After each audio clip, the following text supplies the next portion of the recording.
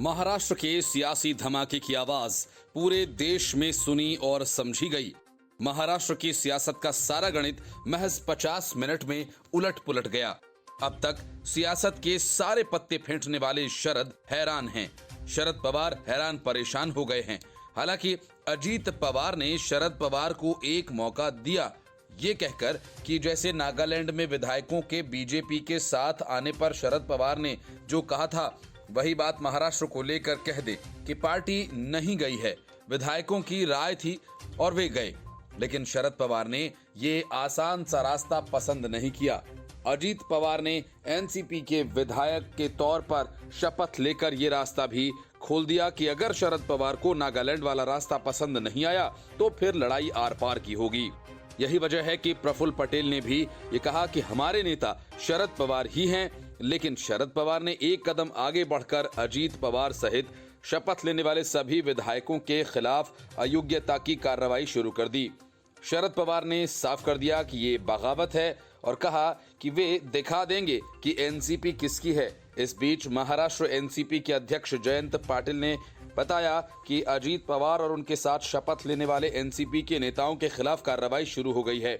पाटिल ने कहा कि राष्ट्रवादी कांग्रेस पार्टी के 9 सदस्यों ने राजभवन जाकर पार्टी की नीति के खिलाफ शपथ ली है। ये राष्ट्रवादी कांग्रेस पार्टी के अध्यक्ष शरद पवार को अंधेरे में रखकर की गई कार्रवाई है।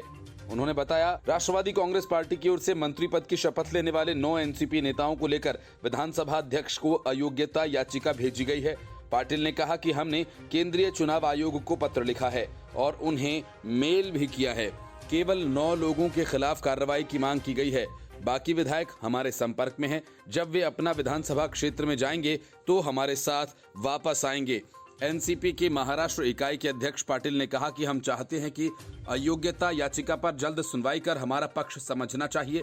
विधानसभा अध्यक्ष राहुल नार्वेकर को इस संबंध में जल्द से जल्द निर्णय लेना चाहिए। हमने सभी कानूनी कदम उठाए हैं।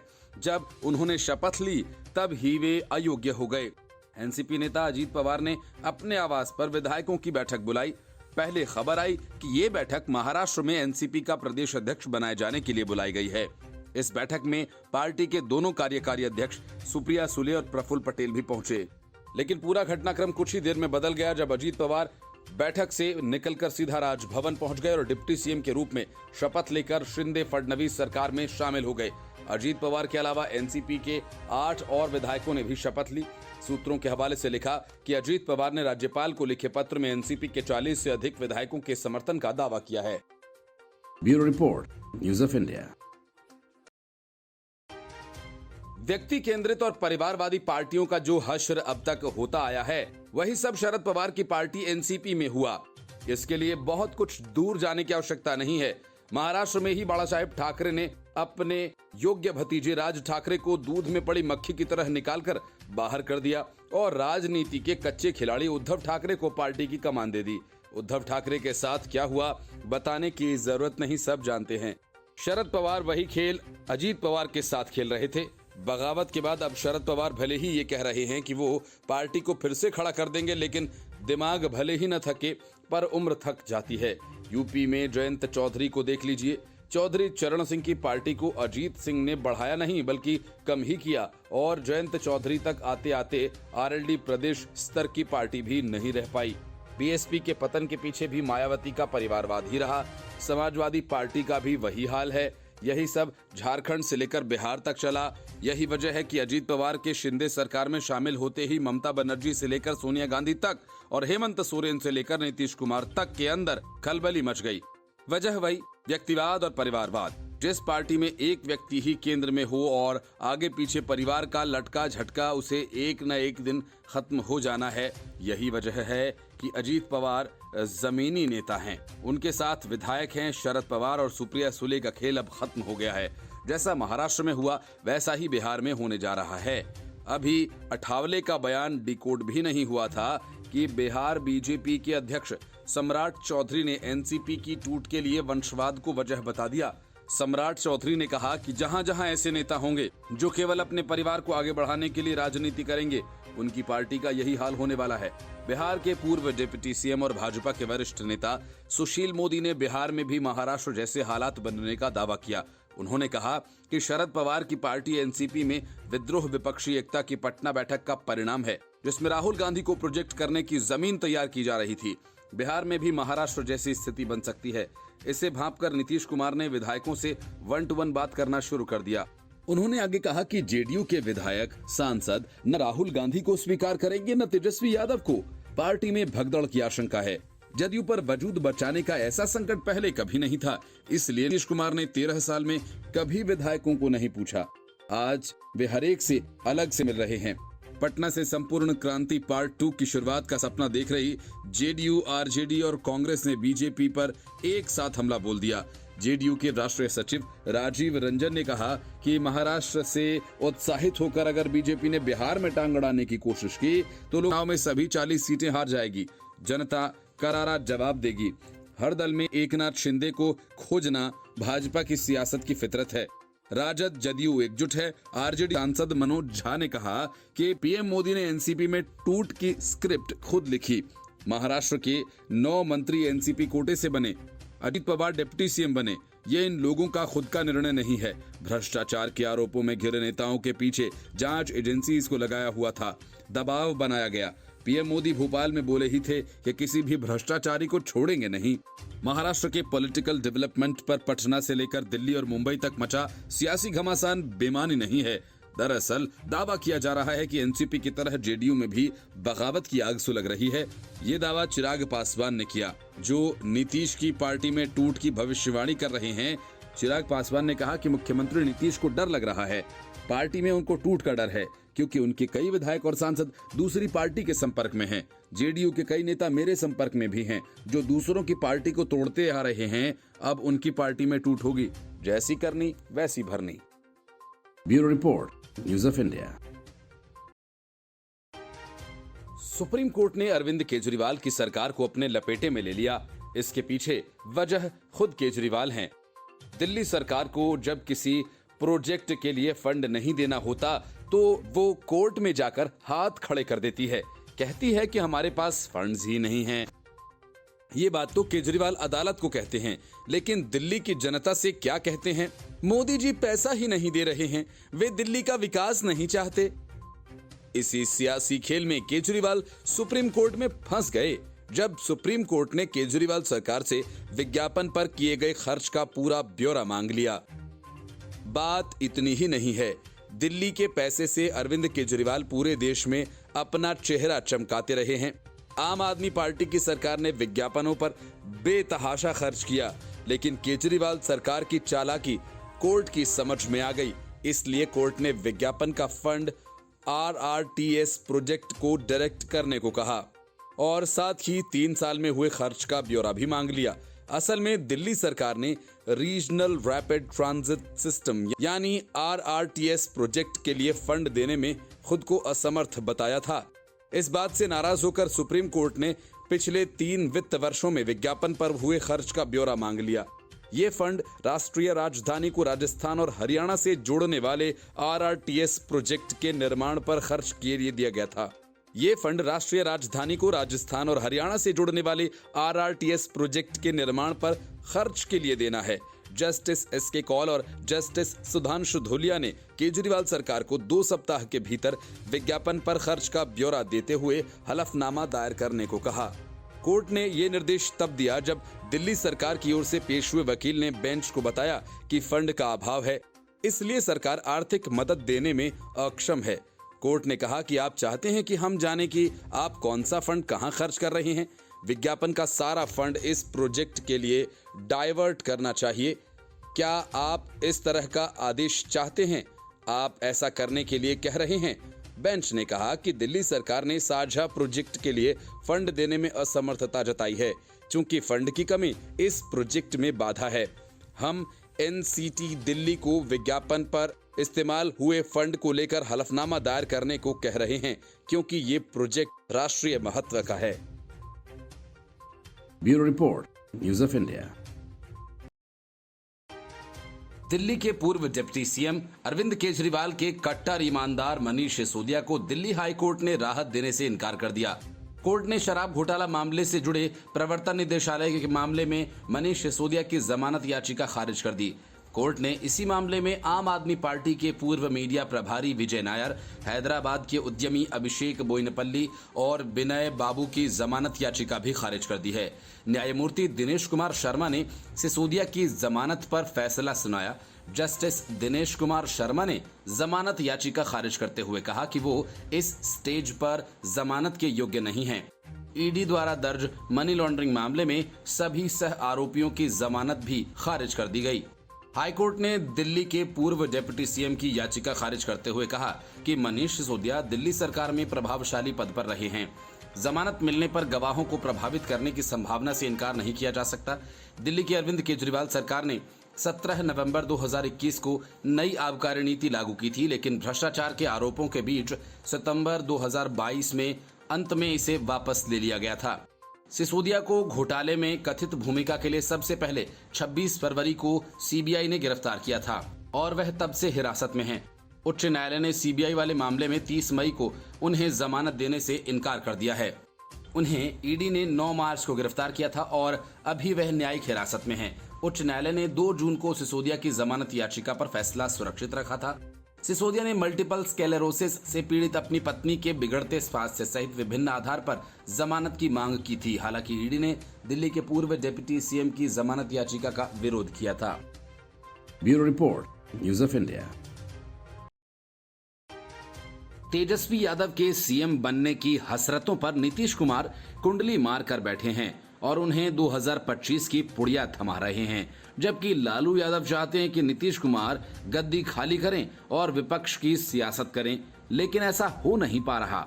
आरजेडी के अंदर इस बात को लेकर बेचैनी है। नीतीश का बड़ा जनाधार खिसकता जा रहा है, इसलिए जेडीयू में 2 तरफा टूट की संभावना बढ़ गई है। एक वे विधायक और नेता हैं जिनको लालू यादव की सियासत ठीक लग रही है और दूसरे वे जो किसी भी सूरत में लालू यादव के साथ दिखना ही नहीं चाहते। जेडीयू इसी 2 राहे पर खड़ी है। माना जा रहा है कि जल्द ही आरजेडी जेडीयू में सेंधमारी करेगी और नीतीश कुमार को हटाकर तेजस्वी यादव को सीएम की कुर्सी पर बैठा देगी। जो बचेंगे वे बीजेपी के साथ चले जाएंगे और नीतीश कुमार के साथ कुछ गिनती के ही नेता रह जाएंगे। जीतन राम मांझी के बेटे संतोष मांझी ने इसको लेकर बड़ा दावा किया है। संतोष मांझी ने कहा कि महाराष्ट्र के बाद बिहार में खेला होने वाला है। जेडीयू के कई विधायक तेजस्वी यादव के साथ जाएंगे। नीतीश कुमार को ये पता है, इसलिए अपने विधायकों के साथ 1-to-1 मीटिंग कर उनको रोकने की कोशिश कर रहे हैं, लेकिन सफलता नहीं मिलेगी। 5 से 10 दिन के अंदर तेजस्वी जेडीयू को तोड़ देंगे। संतोष मांझी ने कहा कि सीएम नीतीश कुमार के लिए एनडीए के दरवाजे बंद हैं, इसलिए चाहकर भी वह एनडीए में नहीं आ सकते हैं। शिक्षक भर्ती नियमावली में हुए बदलाव को तुरंत वापस लिया जाए। दूसरे राज्यों में तो बाहरी लोगों को नौकरी नहीं दी जाती, लेकिन बिहार सरकार दूसरे राज्यों के अभ्यर्थियों को बिहार में शिक्षक बनने का मौका दे रही है। बिहारी शिक्षक अभ्यर्थियों का अधिकार छीना जा रहा है। बिहार के शिक्षा मंत्री चंद्रशेखर पर संतोष मांझी ने हमला बोला। संतोष मांझी ने कहा कि शिक्षा मंत्री कहते हैं कि बिहार में गणित, अंग्रेजी, विज्ञान के कॉम्पिटेंट अभ्यर्थी नहीं मिल पाते हैं, सीट खाली रह जाती थी, जिसके बाद सरकार ने इस तरह का निर्णय लिया। शिक्षा मंत्री को इस्तीफा देना चाहिए। बिहार का अपमान कर रहे हैं। 20 लाख रोजगार देने का वादा महागठबंधन सरकार ने पूरा नहीं किया।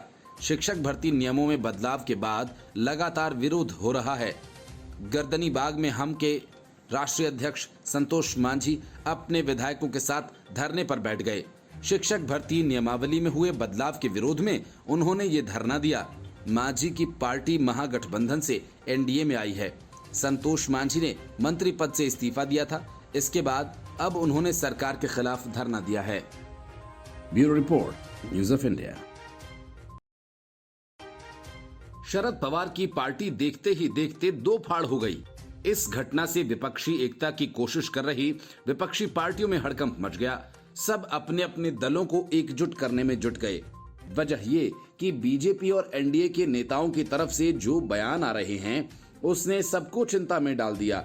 जेडीयू में टूट, जयंत चौधरी के एनडीए में जाने, अखिलेश की पार्टी में भगदड़ जैसी खबरों के बीच जेडीएस नेता कुमारस्वामी ने ये कहकर कांग्रेस की नींद उड़ा दी कि कर्नाटक में भी कोई न कोई अजीत पवार सामने आएगा।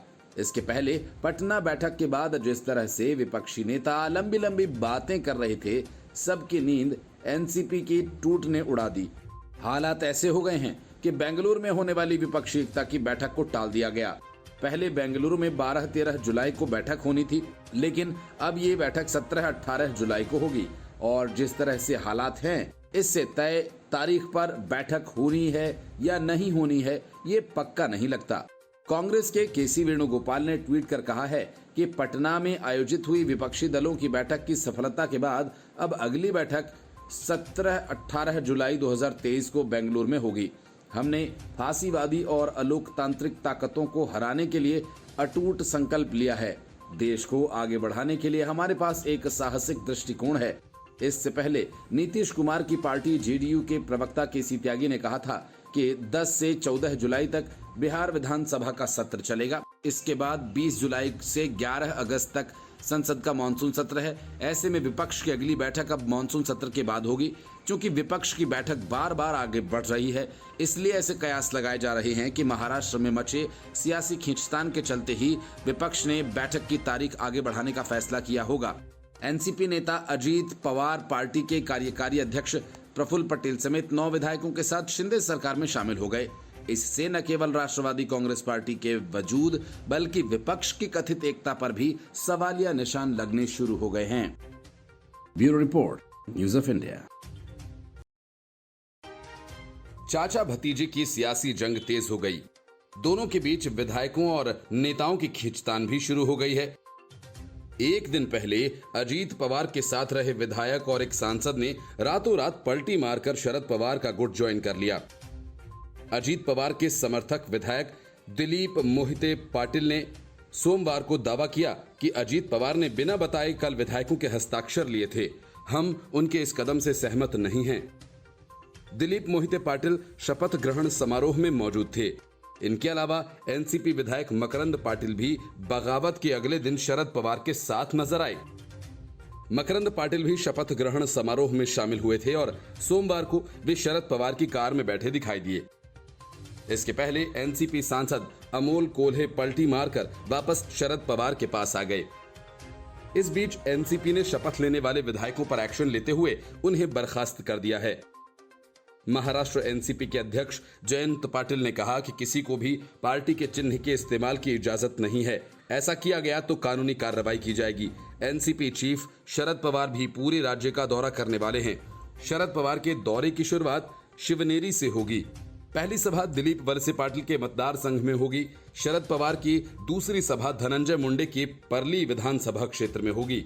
दिलीप वलसे पाटिल और धनंजय मुंडे ने मंत्री पद की शपथ ली थी। शरद पवार ने कहा कि अजीत पवार के खेमे से कई लोगों ने मुझे फोन किया और कहा कि उनकी विचारधारा एनसीपी से अलग नहीं है और वे अगले कुछ दिनों में अंतिम फैसला लेंगे। मेरे पास पहले विधायकों के जाने के 2-3 पुराने अनुभव हैं। आगे नतीजे अच्छे होंगे। महाराष्ट्र की सियासत में रविवार से शुरू हुआ ड्रामा सोमवार को भी जारी है। कल तक अजीत पवार के समर्थन में खड़े नजर आ रहे सांसद ने यू टर्न लेते हुए शरद पवार कैंप का रुख कर लिया। अमोल कोल्हे महाराष्ट्र के शिरूर से एनसीपी के सांसद हैं। अमोल कोल्हे ने खुद ट्वीट करके इस बारे में जानकारी दी। अजीत पवार समेत 9 एनसीपी विधायकों ने शिंदे सरकार के मंत्री के रूप में शपथ ली है। इसके साथ ही अजीत पवार ने पार्टी और पार्टी सिंबल पर भी दावा ठोका है। अमोल कोल्हे ने शरद पवार के साथ जाने की बात कहते हुए अपने ट्वीट में लिखा कि जब दिल और दिमाग में जंग हो तो दिल की सुनो। शायद दिमाग कभी कभी नैतिकता भूल जाता है पर दिल कभी नहीं। अमोल कोल्हे ने शरद पवार के साथ अपनी निष्ठा जाहिर की है। Bureau report, news of India. Maharashtra में उठा सियासी संकट अब गहराता जा रहा है। बगावत के बाद एनसीपी 2 गुटों में बंट गई है। अब दोनों गुटों की ओर से नई नियुक्ति और बर्खास्तगी की जा रही है। पहले शरद पवार ने अजीत पवार गुट के नेताओं को बर्खास्त करना शुरू कर दिया। शरद पवार ने प्रफुल्ल पटेल और सुनील तटकरे को एनसीपी से बर्खास्त कर दिया तो अजीत पवार ने सुनील तटकरे को महाराष्ट्र एनसीपी का अध्यक्ष नियुक्त कर दिया। एनसीपी के कार्यकारी अध्यक्ष सुप्रिया सुले की मांग पर शरद पवार ने एक्शन लेते हुए सुनील तटकरे और प्रफुल्ल पटेल को पार्टी संविधान के नियमों का सीधा उल्लंघन करने के आरोप में पार्टी से बर्खास्त कर दिया था। अजीत पवार गुट ने पलटकर जयंत पाटिल को प्रदेश अध्यक्ष पद से हटा दिया। इस बात की जानकारी प्रफुल्ल पटेल ने दी और कहा कि जयंत पाटिल को राष्ट्रवादी कांग्रेस पार्टी के महाराष्ट्र अध्यक्ष पद से निकाला जा रहा है। प्रफुल्ल पटेल ने कहा कि सुनील तटकरे को पार्टी में संगठनात्मक बदलाव करने का अधिकार होगा। प्रफुल्ल ने खुद को कार्यकारी अध्यक्ष बताया। इसके साथ ही एनसीपी नेता प्रफुल्ल पटेल ने कहा कि अनिल भाईदास पाटिल को महाराष्ट्र विधानसभा में एनसीपी का मुख्य सचेतक नियुक्त किया गया है। ये फैसला प्रफुल्ल पटेल और सुनील तटकरे को शरद पवार के एनसीपी से हटाए जाने के कुछ ही देर बाद आया।